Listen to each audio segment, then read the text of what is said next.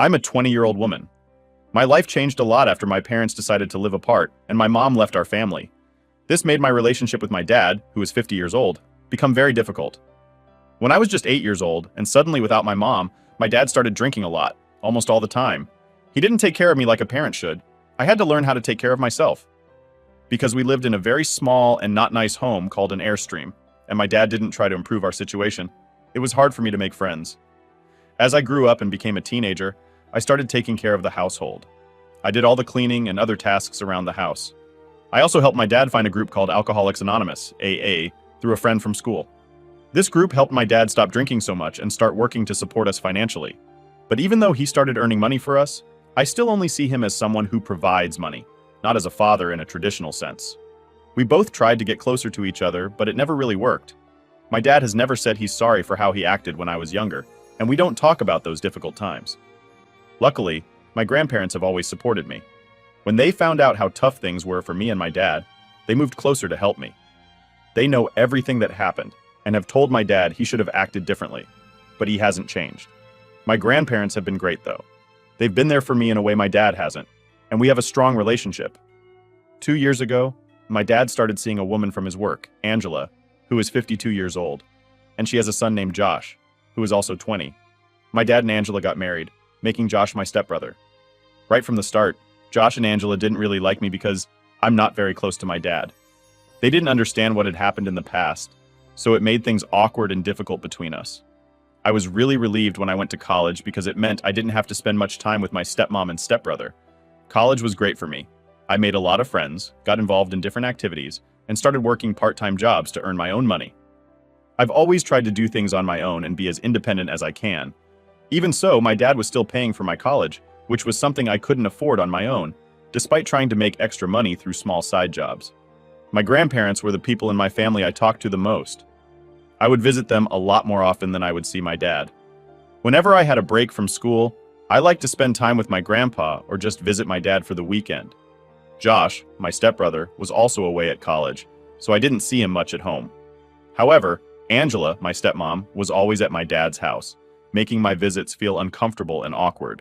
She always tried to get me to understand my dad's perspective and wanted us to be a perfect, problem-free family.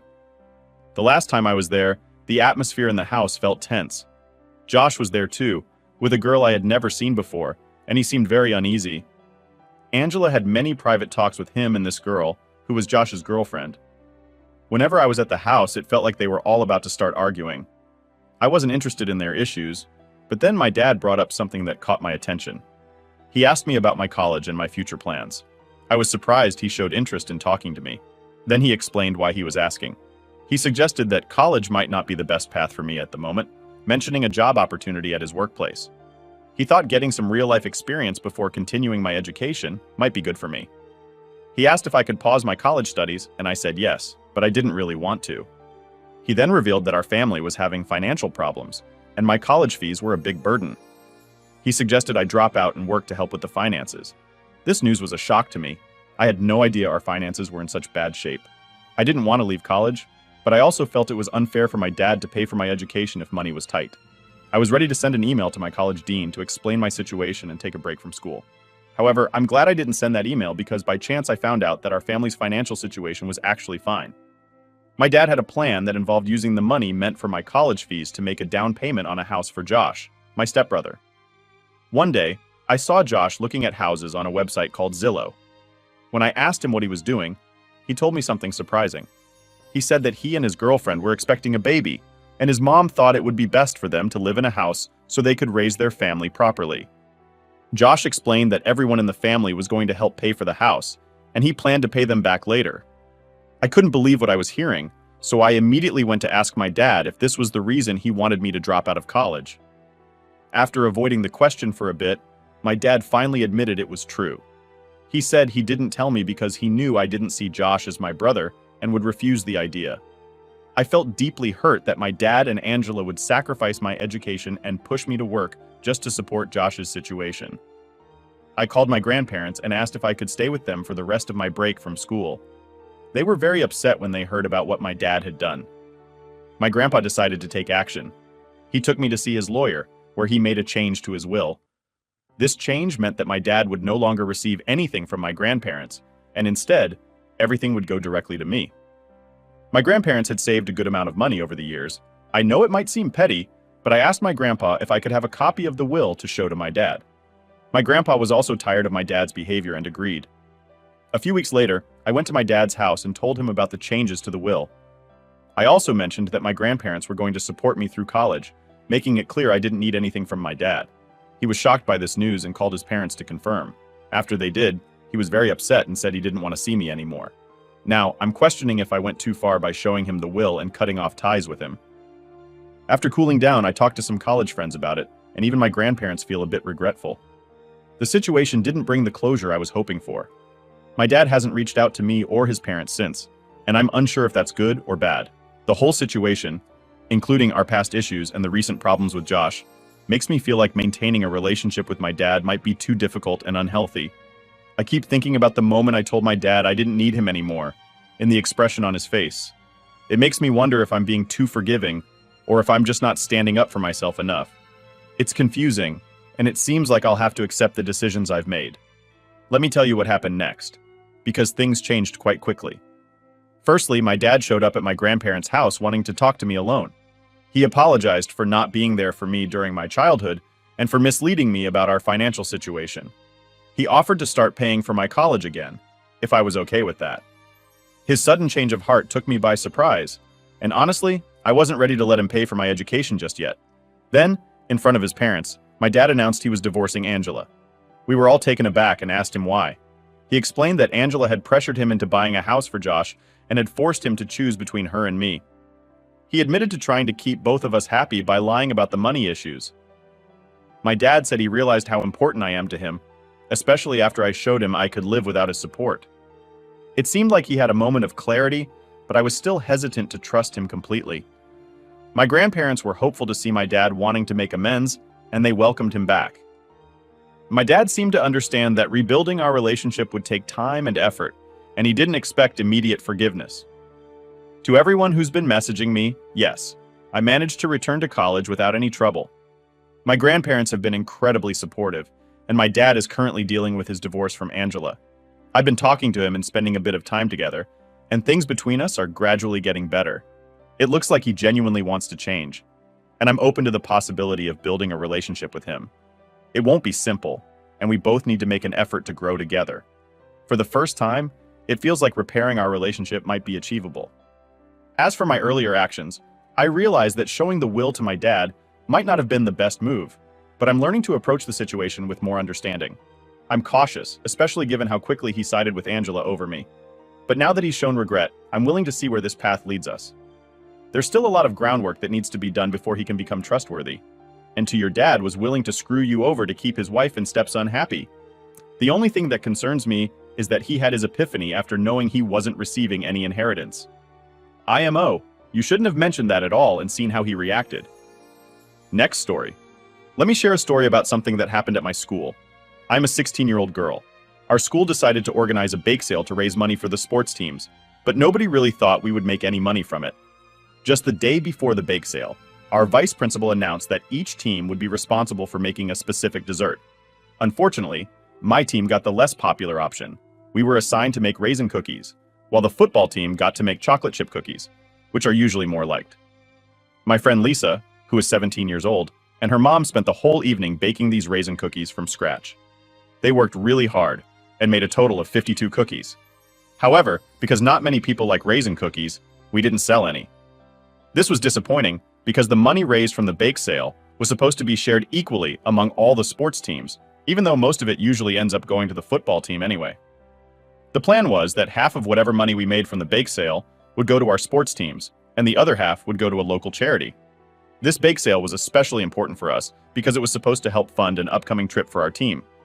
Initially, we had different plans for what to bake, but the vice principal changed them, leading to us not making any money. Predicting this might happen, I decided to take action.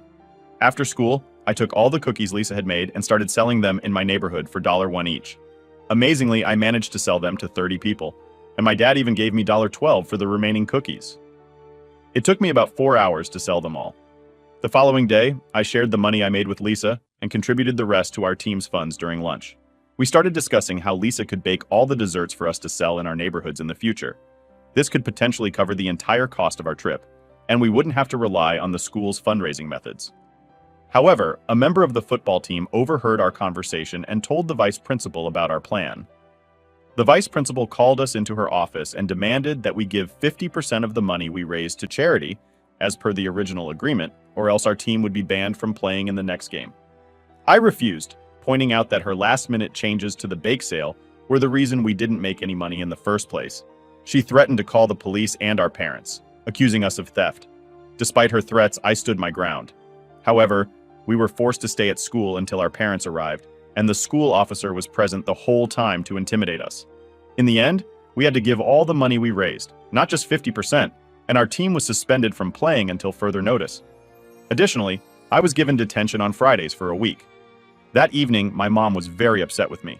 She told me I was acting entitled and disrespectful, and that I needed to mature. I didn't respond to her. I usually don't when she's upset like this. Later, I sent a message to Lisa saying sorry for what happened. Lisa told me that my actions were a bit rude, which made me think about this situation more deeply. I want to thank everyone for their advice. After having a conversation with my dad and Lisa, I understood that getting angry at the vice principal wasn't going to fix anything. In fact, it was just making the situation worse. I recognize now that I could have handled things in a much better way, and I admit that was my mistake. I've decided that on Monday I'm going to apologize and move on from this. Some people suggested going to the local news or taking bigger actions, but this really isn't such a big issue. I'm encouraging Lisa to talk to the school board about the vice principal's decision to take our money, but I'm going to stay out of it beyond that. I want to clarify something because it seems there's a misunderstanding. Some people think I just took the cookies without asking Lisa, which isn't true. I did ask her, and she was okay with me selling them. I'm not sure why Lisa was upset afterwards. I'm wondering if any other teammates were upset too. This whole situation reminds me why I usually stay away from school fundraisers.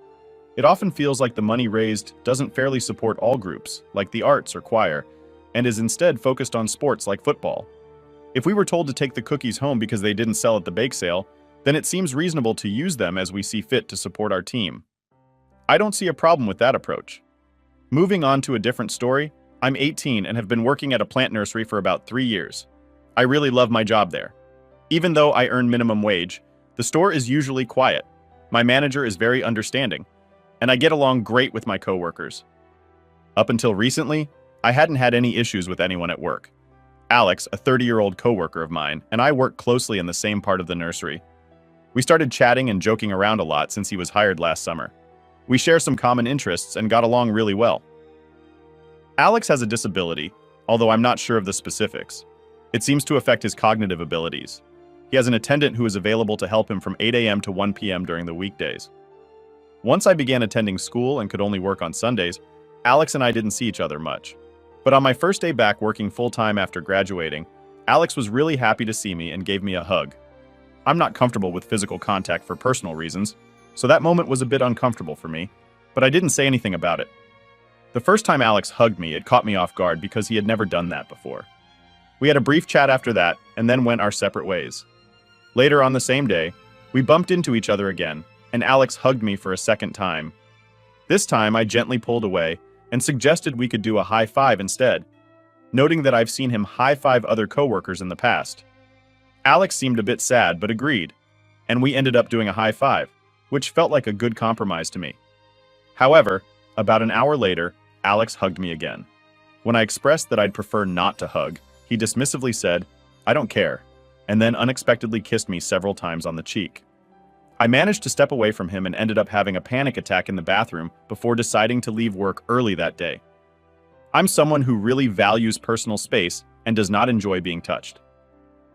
Despite trying to establish a new greeting with high fives the next day, Alex didn't seem interested and continued to hug me, ignoring my attempts to set boundaries.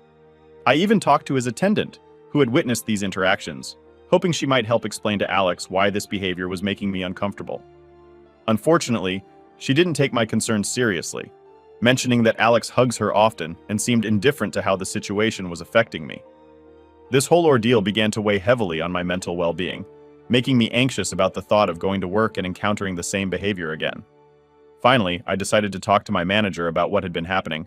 My manager was very understanding, and made it clear that Alex's actions were not appropriate. He spoke to both Alex and his attendant, giving them a warning about respecting coworkers' personal boundaries. After this, the attendant pulled me aside and criticized me for making a complaint. She defended Alex by saying he was just showing affection in his own way and that I shouldn't have taken it so seriously.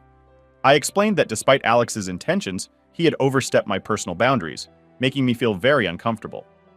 The attendant accused me of being mean and unfair just because I didn't want to be hugged, and then she left the conversation abruptly. Later, I wanted to say thanks to everyone who took the time to share their thoughts, give advice, and offer support. This morning, I talked to my manager about the comments Alex's attendant made to me after they had a meeting. My manager mentioned he would look into the situation with the agency that employs the attendant. For now, I've been assigned to work at the cash register inside to avoid any uncomfortable situations. I thought it was better not to ask for Alex to be moved, so when I saw him today, I just waved and said hello from a distance, and he waved back. It seems like Alex's attendant is choosing to ignore me now. Some advice I received was to go back to my manager and tell him what the attendant said. The attendant's role is to assist Alex in navigating adult life, which includes understanding and respecting basic rules at work, such as not touching coworkers, especially when they have expressed discomfort with it. If Alex is unable to follow this rule, his disability does not exempt him from the consequences, which could include losing his job. Moreover, the attendant's failure to support workplace norms and protect both Alex's and coworkers' rights might mean she is not fulfilling her responsibilities properly, suggesting she might also need to be reevaluated or let go. Alex clearly understood I did not want to be hugged because he acknowledged my refusal before choosing to hug me anyway, showing a clear disregard for my boundaries.